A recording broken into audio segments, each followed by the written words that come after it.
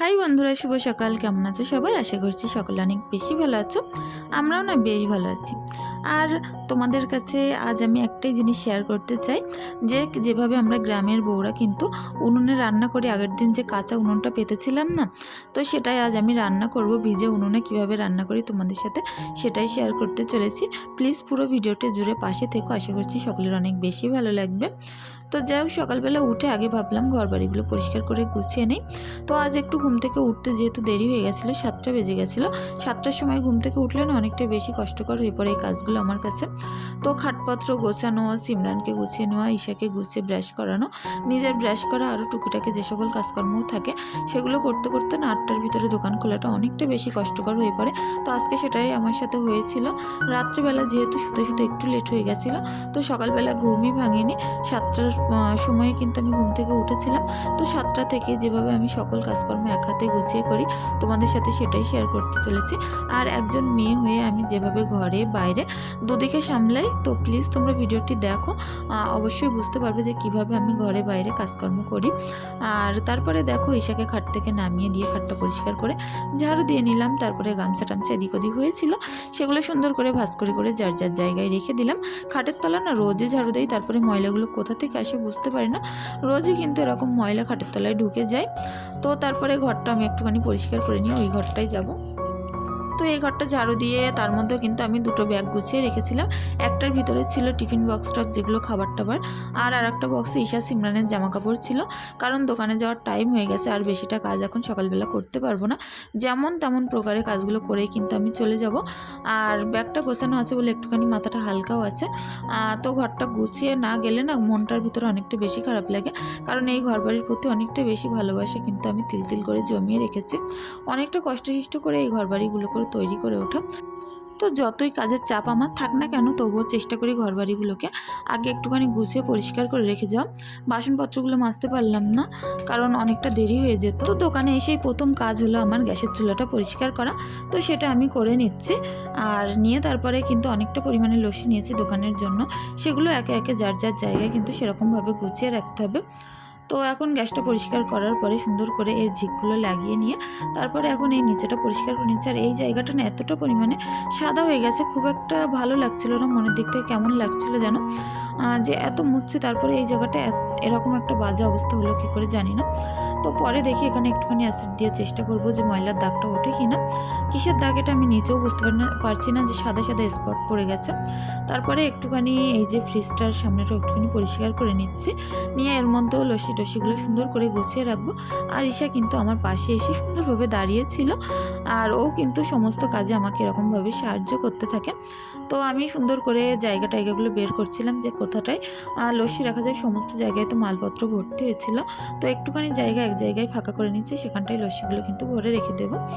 তো ক্যাডবেরিগুলো সরিয়ে ভাবলাম এখানে রাখবো, কিন্তু ওখানটায় খুব একটা জায়গা ছিল না। তারপরে আবার কাছের ওপর টোপরগুলো পাশে, যেহেতু কাঠের দোকান আর বড় বড় গাড়ি ঘোড়া যায়, তো প্রচুর পরিমাণে কাঠের গুঁড়ো ধুলোবালি উড়ে এসে এই কাছের ওপরে পুরো ভর্তি হয়ে যায়। ভিতরের মালগুলো ভালোভাবে দেখাই যায় না। ভালো করে পরিষ্কার করে নিলাম। আর ঈশা কিন্তু অনেকগুলো লস্যি নিজে নিজে ঢুকিয়ে দিচ্ছিল। ও কাজ করার সময় না এরকমই করে, ও নিজেও অনেকটা পরিমাণে সাহায্য করে। বাচ্চাদের দিয়ে না এরকমভাবে একটু কাজ করানো কিন্তু ভালো। তো তারপরে চাটা বসিয়ে দেবো, গরম পানি বসিয়ে দিয়ে এর মধ্যে একটুখানি চা পাতা দেবো, দিয়ে চিনি ছাড়া একটুখানি চা করে নিলাম আমার জন্য। তো তারপরে যে চাটা নিচেই পড়েছিল সেই জায়গাটা একটুখানি পরিষ্কার করে নিলাম। তো তারপরে আসলাম এখন 11টার দিকে। এখন ঈশাকে স্নান করিয়ে কিন্তু দুধ খাইয়ে ঘুম পাড়িয়ে দিচ্ছি দোকানের ভিতরেই। তো তারপরে দুটো ম্যাগি করে নেব, যেহেতু সকাল থেকে ভাত করার টাইম পাইনি। আর যেহেতু কিছু প্রবলেম থাকার কারণে তো রোজা এখন থাকতে পারছি না, তো হালকা পাতলা খাবারই খেয়ে নেবো। হাজব্যান্ড রোজা আছে, রান্নার অতটা বেশি চাপ নেই। সন্ধ্যাবেলা রান্না করলেও খুব একটা অসুবিধা নেই। তো দোকানদারি করছিলাম আর ভাবছিলাম যে সকালবেলার ভাতটা করলে হয়তো ভালো হতো, অনেকটা খিদে পেয়েছে যখন। তো ম্যাগি করে দুটো ম্যাগি, সিমরান একটা আমি একটা খেয়ে নেব। তারপরে অনেকটা পরিমাণে বাসনপত্র কিন্তু দোকানের ছিল, সেগুলো আমি মেজে নিয়ে এসে একে একে ঝুড়ির মধ্যে সুন্দর করে উপর করে দিচ্ছি। আর দেখো, বাড়িতে যতটা মাজি না তার থেকে বেশি দোকানে কিন্তু আরও বেশি বাসনপত্র হয়। সারা দিন কি বলবো, এই কাজগুলো করতে এতটা বেশি কষ্ট হয়ে পড়ে আমার, বলার কথা নয়। তবু কার সঙ্গে বলবো বলো, আমার কাজ যখন আমাকেই তো করতে হবে। আর এই ঝুড়িটা যতই প্রত্যেক দিন আমি মুছে রাখি, কোথা থেকে যে ধুলে এসে ভর্তি হয়ে যায়। তারপরে কানাকুনিগুলো মুছে নিয়ে এখন কিছুটা জামা কাপড় কেচে নিয়ে আসলাম, সিমরান আর ঈশার জামা কাপড়। তো সেগুলো আমি সুন্দর করে এই দড়িতে মেলে দিয়ে রাখবো। তো হাজব্যান্ড এসেছিল বাড়িতে, হাজব্যান্ড যেহেতু রোজা ছিল তো কিছু খেলো না, কিছুক্ষণ বসেই কিন্তু আবারও তার কাজে সে বেরিয়ে গেল। আর আমার কাজগুলো আমি করছিলাম আর দোকানদারিও করছিলাম অনেক সুন্দরভাবে। তো এই কাজগুলো করতে করতে কখন যে 1:30 বেজে গেছে বুঝতেই পারিনি। ভেবেছিলাম যে বিকালবেলা রান্না করব, আর আজ যেহেতু আমার সেই নতুন উনুনটা ধরানোর আছে, তো দোকান বন্ধ করে আমি দুপুরে বাড়ি যাব, গিয়েই কিন্তু রান্নাবান্নাগুলো কমপ্লিট করব। বাড়িতে গিয়ে রান্না টান্নাগুলো করবো। আর দোকানে বসে বসে এখন যদি ভিড়টা একটুখানি কম থাকে তো সবজি টবজিগুলো কেটে গুছিয়ে নেব। তো যেহেতু সিমরান দুপুরবেলা ভাত খাবে, তো তার জন্য একটুখানি আলু সিদ্ধ ডিম সিদ্ধ ভাত আমি সিমরানের জন্য বসিয়ে দিয়েই কিন্তু জামা কাপড়গুলো কাচতে গেছিলাম। আর ভাতটা উতলে গেছে, এখন বন্ধ করে দেব।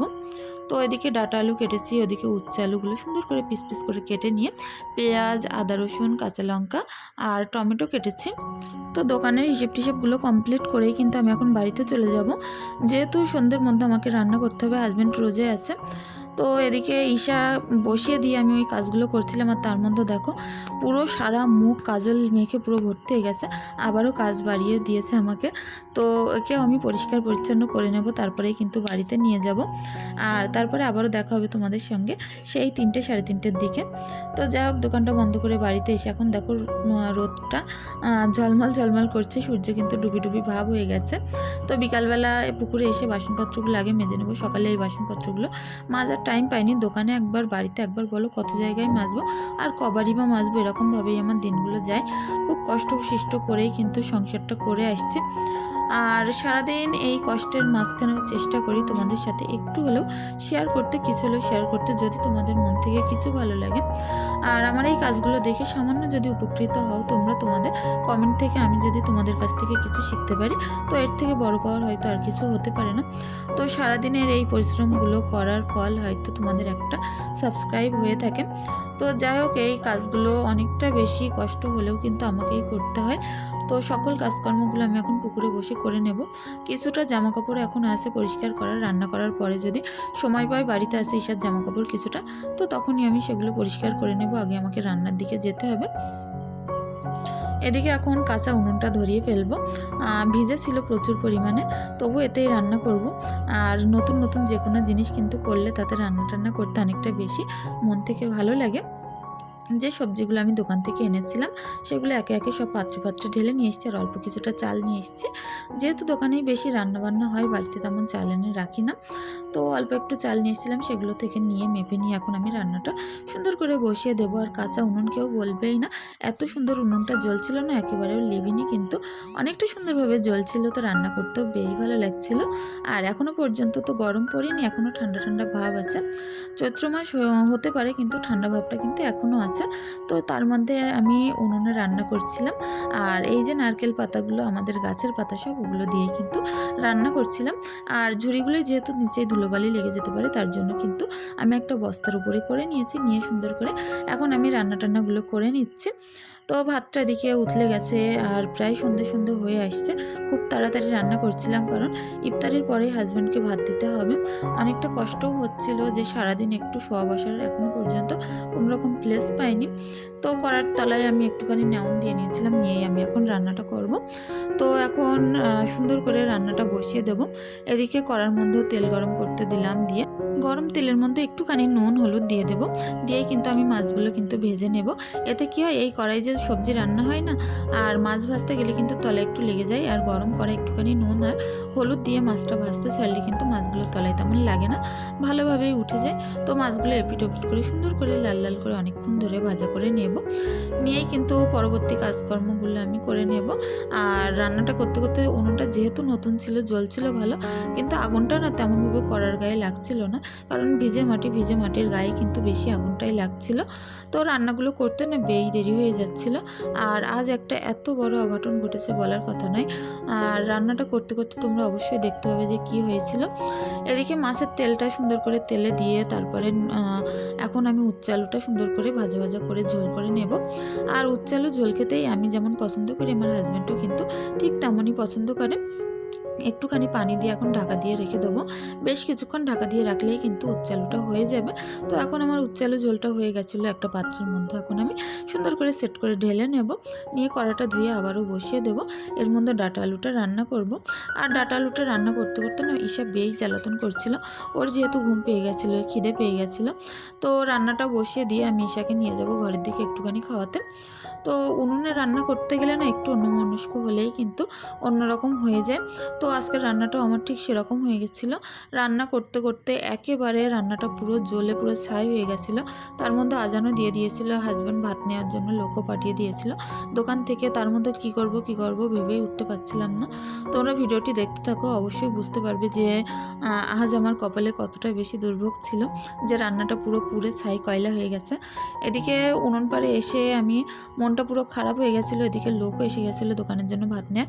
তাড়াতাড়ি পোড়া সবজিটা তুলে নিয়ে তার উপর থেকে 2-1 পিস আলু আর ডাঁটাই কিন্তু আমি নিতে পেরেছিলাম। তো তার মধ্যে তাকে বসিয়ে রেখে সেইগুলো আবারও সুন্দর করে কষিয়ে আমি রান্না করেছিলাম। কিন্তু পোড়া তরকারি কি আর ভালো মতো স্বাদ হয়? তেমন স্বাদ কিন্তু হয়নি, আর একটু তেতো তেতো ভাবও যেন লাগছিল। তো তাড়াতাড়ি করে কি করব, হাজব্যান্ড তো যেহেতু বকবে দেরি হলে রান্না করতে দেরি হলে, যেহেতু বিকালবেলায় বাড়িতে চলে এসেছি তাড়াতাড়ি দোকান বন্ধ করে, আর সেই কারণেই কিছু না বলেই তাড়াহুড়ো করে সেই পোড়া সবজির থেকে অল্প অল্প করে তুলে নিয়ে কিন্তু আবারও একটুখানি ডাঁটা আলুটা আমি ঝোল করেছিলাম। ডিম সিদ্ধ দিচ্ছে আর উচ্ছে আলু ঝোলটা দিয়ে হাজব্যান্ডের ভাত দিয়ে দেবো। মাছটা আমি সবজির ভিতরে দিতে পারিনি, কারণ আমার হাজব্যান্ড কোনো প্রকার মাছ খায় না। মাছের গন্ধ যদি লাগে তাহলে হয়তো উচ্ছে আলুটা হয়তো খেয়ে নেবে, কিন্তু ডাঁটা আলুটা কিন্তু খাবে না, আর অনেকটা বেশি বকাবকি করবে। মাছটা ভাজাই আমি ওইভাবে রেখে দিয়েছিলাম। তো পোড়া সবজিটা দেখো পুরো কড়া পুরো কালি হয়ে গেছে। এরকম কোনোদিনই আমার হয় না, আজ একটু অন্যমনস্ক হয়। ঘরে শুধু এসেছিলাম স্রেফ ঈশাকে খাওয়াতে, তার মধ্যে সবজিটা উনুনের জ্বলে পুরো ছাই হয়ে গেছিলো। মনটাও খুব একটা ভালো লাগছিল না, খারাপ লাগছিল, কারণ খাবার দাবার জিনিস নষ্ট করা কখনোই ভালো না। ওদিকে ঈশার দুধটা জাল করতে বসিয়ে দিয়ে একটুখানি করবো এখন ছোলা মাখা। তো এখন ছোলাটা আমি কিন্তু কাল আমি ভিজিয়ে তুলে রেখেছিলাম, তো এইভাবেই কল বেরিয়ে গেছে ছোলা থেকে। তার মধ্যে পেঁয়াজ কুচি, টমেটো কুচি, ধনিয়া পাতা কুচি, কাঁচা লঙ্কা কুচি, চাট মশলা আর একটুখানি সরিষার তেল আর একটুখানি জিরে মরিচের গুঁড়ো আর বিট নুন দিয়ে আমি সুন্দর করে এখন মাখিয়ে নেব। নিলেই কিন্তু আমার রেডি হয়ে যাবে এখন ছোলা মাখাটা। আর কার কার এরকম ছোলা মাখা খেতে ভালো লাগে আর আমার মতো এরকম করে একবার ট্রাই করে দেখো, তোমাদের অবশ্যই বেশি ভালো লাগবে। তো যাই হোক, আজকের ভিডিওটি আর বেশি দূর হয়তো বাড়াতে পারবো না। সকলে অনেক বেশি ভালো থেকো, সুস্থ থেকো, আর অবশ্যই কমেন্টের মাধ্যমে জানিও যে আজকের ভিডিওটি তোমাদের কেমন লেগেছে। আর মাখার পরে দেখতে যেমন হয়েছিল না, খেতে তার থেকে বেশি সুন্দর হয়েছিল। শুধু এই ভাজা মশলাটা দিলেই কিন্তু স্বাদ কাজ সম্পূর্ণ। তো জিরে মরিচ ভাজাটাও দিয়ে দেওয়ার পরে অসাধারণ একটা গন্ধ বেরোচ্ছিল। তার মধ্যে ঈশাকে এখন ঘরে আসলাম দুধটা ঠান্ডা করে খাওয়াবো। সকলে অনেক বেশি ভালো থেকো, সুস্থ থেকো, ধন্যবাদ।